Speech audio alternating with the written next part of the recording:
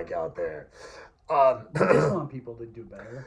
I just want anybody who's currently suffering the horrors of addiction and alcoholism to get a reprieve from that, and to hopefully have the experience I had, which was going into treatment for my final time. Hopefully that was my last time. I feel like this is the recovery that is gonna stick.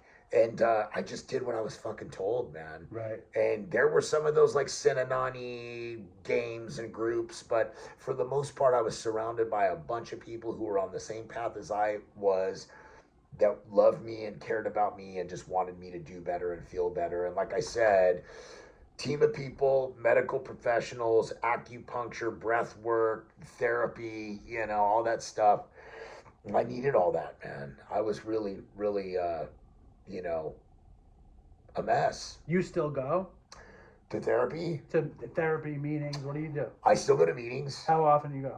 You know what? Now that my kids have gotten older, Uh-huh. it's been a little bit more challenging. So like twice a week. But that's fine. Twice a week. I still have sponsees. Well, I have a sponsee right now. It's hard to keep sponsees, right? It's really hard to keep sponsees because they all have ideas. I know. We all have ideas.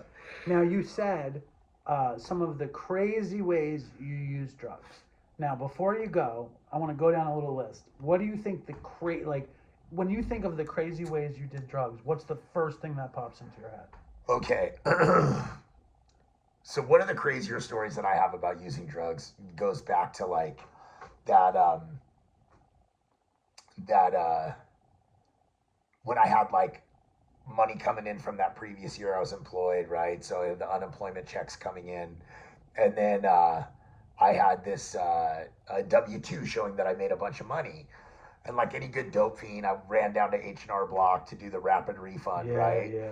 So I was out of hustle at that point. I mean, like everybody in the valley was burnt on me. You know what I mean? I'd been running around and like trying to pull my little hustles and scams and schemes, and everybody was just like, dude, you're a liability, So I went to H&R Block and I sat down with them and I did the whole rapid refund thing or whatever. And they're like, cool, you're going to get $10,000 back from the government, right? Yes.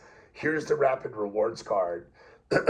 Just take this and just, sit on it for like, 3 or 4 days, and then the money will be loaded to the card.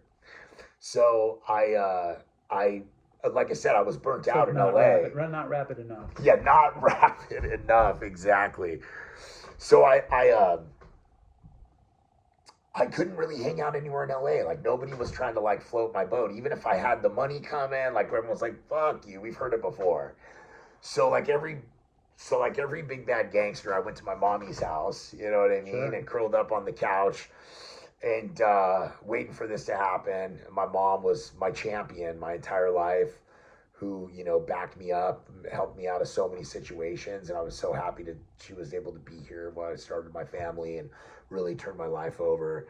But so I'm at her house, I'm drinking box of wine and eating Norcos and fucking, that's running out because she needs the Norcos for pain, so I can only do like a couple here and there. And it got down to like the last day and I'm literally like inhaling computer cleaner. Just anything to stave off reality, right? Uh-huh. So finally, the money hits. 6 a.m. one morning, I call the card and they're like, your balance is $10,685. Yeah. So, but Corona's not like LA, you know what I mean? Like I can't just like run into like Hollywood or do, and go, turn on a switch. Go to downtown or whatever. So I walk down to Citibank. Citibank will give you back like, you can get like $2,000 out of an ATM at Citibank, right? See, this is getting me excited now, almost 8.5 years sober. Like, of course, right? Everybody loves a good story where you score and you fucking... So I have this like $10,000 on this rapid rewards card, and I walk down to this Citibank and I take out, I think I took out $1,000 at a clip. And then I go over to the Carl's Jr. I have no cell phone. So I go to the Carl's Jr. and I had the phone number of a buddy of mine who was like a gang member, Mexican dude, tough dude, had just finished doing a bunch of prison time. I was in a hotel room down there. And I was like, yo, I got $2,000. Where you at? I need a fucking cop, blah, blah, blah. So I go to his room and he's got, heroin. I do some heroin. I buy some speed. And then he's like, you need some pills? He calls somebody to get some pills. So I get all my accoutrement, to kick off the ride. And then I'm like, okay, well, I need a fucking, somebody to shuttle me around. There's taxis in Corona, but they're not like taxis out here. And I think this was pre-Uber, but I didn't have a cell phone anyway.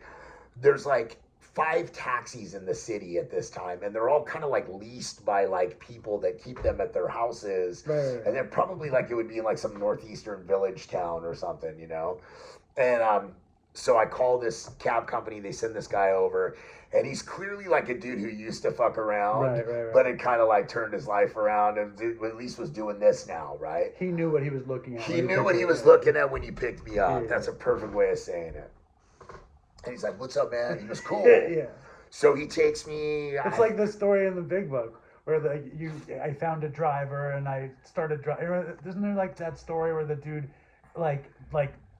Fred or one of the stories in the book, and he gets a cab and he goes on for days and he comes. I think I do recall something there's about a similar that. Story. As much as I'm thumping the book, I don't know the personal stories. No, it's not. It's in the one of the actual chapters. Oh, there is a solution like or something. the milk and whiskey story. Oh, that guy. One of those guys. Got it. Okay. I'll send it to you after this. So anyway, thumping you on Big Book. War story knowledge. I know. Okay. So anyway, what ends up happening is this dude picks me up in a cab, and I'm like, going to get all my fucking shit that I need, and he runs me around. We go to get the pills. Then I drop those people off, and then I'm like, I need to get all my supplies before I check into the Holiday Inn Express. So he takes me by the sex shop, and I'm getting all this shit. Then I get some booze, cigarettes.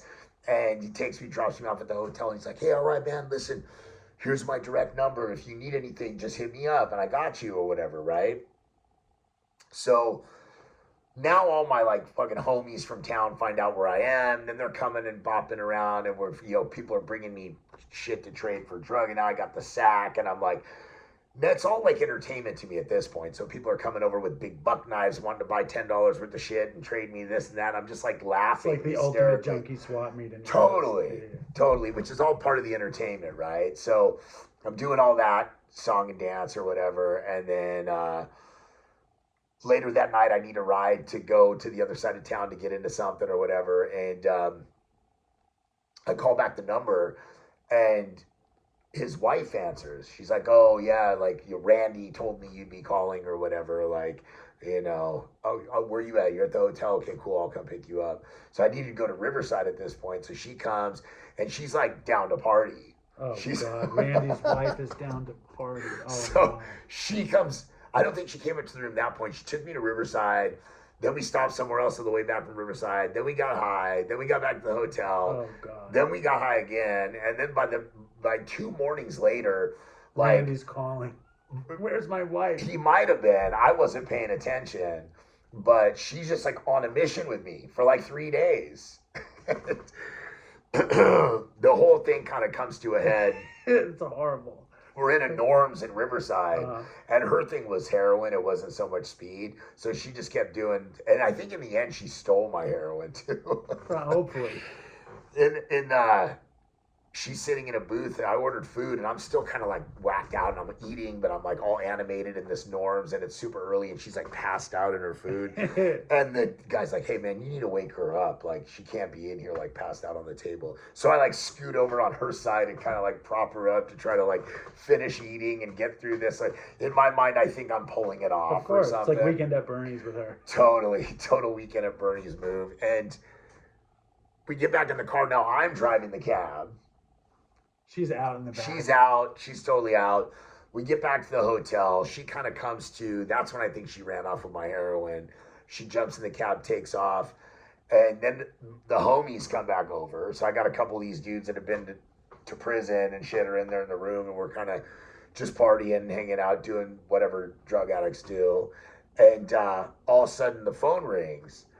And I pick up the phone, and the woman at the front desk is like, there's a DHL package here for you. And I'm like, what the fuck are you talking? I just hung up the phone. I'm like, My buddy's like, dude, the cops are down there. That straight up. I mean, why would they call you and tell you that there's a DH? I'm like, I didn't order anything. So my buddy goes, be cool, stay here. I'll walk down. His truck I could see from the window. So he goes down, and I'm looking out the window, and he gets to his truck, and he looks back, and he goes, no. Like, meaning, like, they're here, you know? And they started fucking, like, beating on the door. Open the fucking door. Open the fucking door. All right, all right. I'm, like, in the bathroom flushing shit, shooting shit, smoking shit. And they finally kicked in the door and got in there, and they took us all to jail. Horrible experiences. But I'm glad you told that story. Yeah, I mean, there were a couple of other little highlights in the story that I left out, but all in all, it was, you know, it started amazing with $10,000, and it was going to be the ride to end all rides, and I ended up fucking, you know, being checked into Riverside County Jail one more time with a fucking debit card and wearing wet clothes and shit. Okay, I want to go down a list real quick. This is impromptu here. Did you do PCP? This kind of like It's All Bad at the end. Do you do this on It's All Bad? Yeah, well, we asked 2 questions on It's All Bad at the end of the show. What are the 2 questions? Have you ever smoked PCP, and have you ever seen a ghost? Oh, yeah, I've answered those questions. Do you ever smoke PCP? No. Me neither. Have you ever seen a ghost? No. Me neither. I'm not high on drugs. I had weird ghost experiences. Yeah, I mean, I had, like, those experiences, but they were always fueled by meth, so I don't think that they were real. They don't count. Yeah. DMT? No DMT. Ibogaine? No Ibogaine. Ayahuasca? No ayahuasca. Fucking ketamine? Ketamine, yeah. I had good stories on ketamine, yeah, for sure.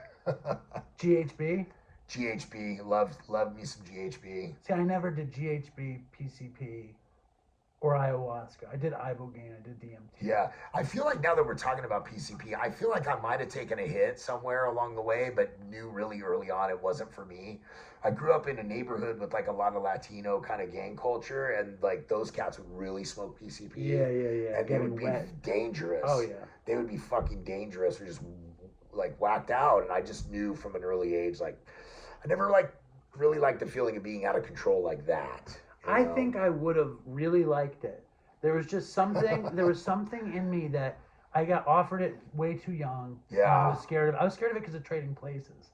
You remember in Trading Places? Yeah. They like accused him of being PCP angel dust. Yeah, exactly. So, and I thought, so it was before I was like a bad drug addict. I was like, I don't really want to smoke PCP. Yeah. But I wish I had tried PCP. I wish I had tried GHB. Yeah, GHB is fun. That's another thing, too, that would, like, alleviate. I completely forgot about that because you asked me earlier, what are some ways that you would come down from being high on speed? And GHB was the trigger for that. Did you see this new show? I forgot about that. Little Reindeer on Netflix? I wanted to watch it. I saw it. Is it foreign? No. Yeah, it's English. Okay. Watch it. It's just English? Yeah, it's a disaster. It's amazing. Is there GHB involved? A lot of GHB. This is the stalker, right? Yeah.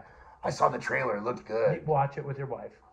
GHB is involved. Yeah, a bunch of GHB. Okay. It's a disaster. Reno, thank you so much for coming on. Did you have a good time? I had a great time. I had a great time. I want to thank you, and you know, if the Dopey Nation's listening, that thanks for listening to me ramble.